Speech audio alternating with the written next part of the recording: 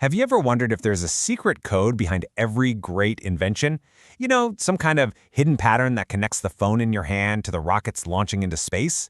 Well, today we're going to unlock that code. It's called TRIZ, and honestly, it might just change the way you think about innovation forever.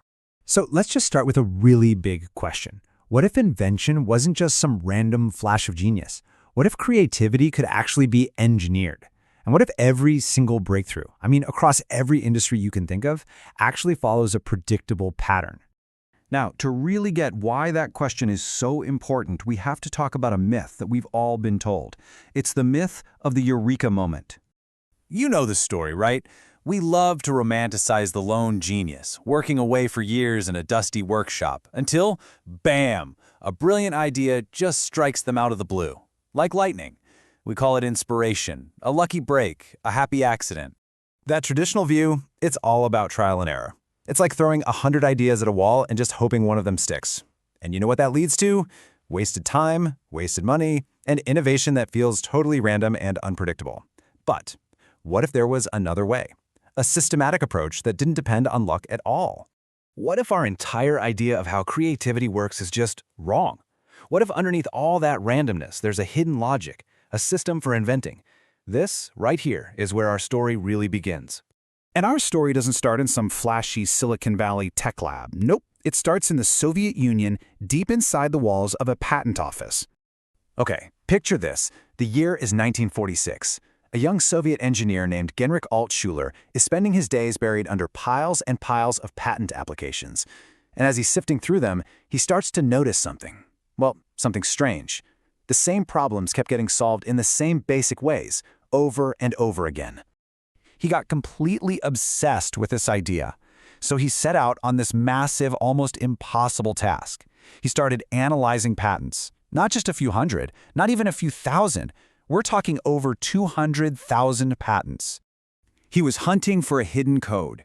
He had this powerful belief that if he could just study enough brilliant solutions, he could actually reverse engineer the process of invention itself. And this was his huge breakthrough. He realized that invention wasn't really about unique flashes of genius. It was about universal patterns. A solution for a problem in mining out in Siberia could use the exact same core principle as one for an aerospace challenge in America. The industries were totally different, but the inventive principles were identical. So he did it. He found the patterns. He'd cracked the code. But that led to the real million-dollar question. Could he take this incredible discovery and turn it into a structured, repeatable method that, anyone could use to invent on demand? This was the moment that changed everything. See, Altshuller hadn't just found a cool pattern. He had uncovered a repeatable, teachable, a science of invention. Now, this idea was seriously radical. It completely flew in the face of that romantic notion of the artist-inventor. It suggested that creating something brand new wasn't some unpredictable art form, but a systematic science that had its own rules and its own logic.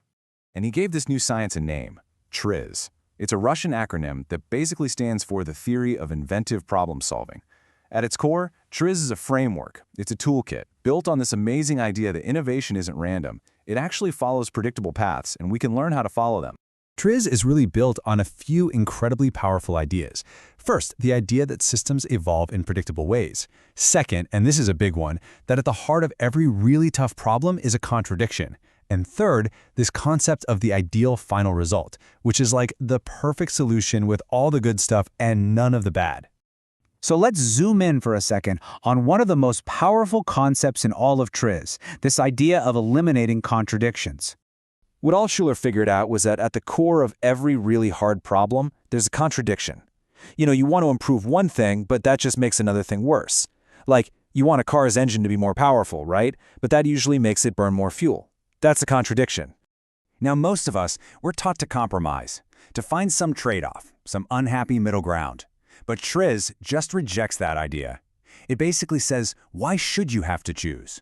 The goal isn't to balance the problem. The goal is to find a clever, elegant solution that completely eliminates the problem. So you get more power and better fuel efficiency, no compromise. So think about this for a second. How can a material, say for an airplane wing, be made both stronger and lighter at the same time? Traditional thinking tells you that's impossible. Stronger means heavier. But TRIZ gives you systematic ways to find answers, like using composite materials that achieve both goals at once. Okay, so you might be thinking, that's a fascinating story from the old Soviet Union, but why does it matter to me, right here, right now? Because those patterns of invention are absolutely timeless. Today, huge companies like Samsung and Intel use TRIZ to solve contradictions when they're developing thinner, more powerful electronics. NASA uses it to design more efficient spacecraft. It's become this universal toolkit for anyone who needs to innovate methodically. And all these universal problem-solving patterns that Altshuller discovered have been distilled down into a set of really powerful, really practical tools. Tools just like the 40 Inventive Principles. These are basically the most common, most powerful strategies used in the world's greatest inventions to just shatter contradictions. And we are going to dive deep into exactly what they are with tons of real-world examples in our very next explainer. So remember this. TRIZ doesn't teach you to be creative. It teaches you how innovation actually works. The next time you face a problem that seems impossible, don't just sit around waiting for a flash of inspiration. Go look for the pattern. TRIZ gives you the map. The only question is, where are you going to go with it?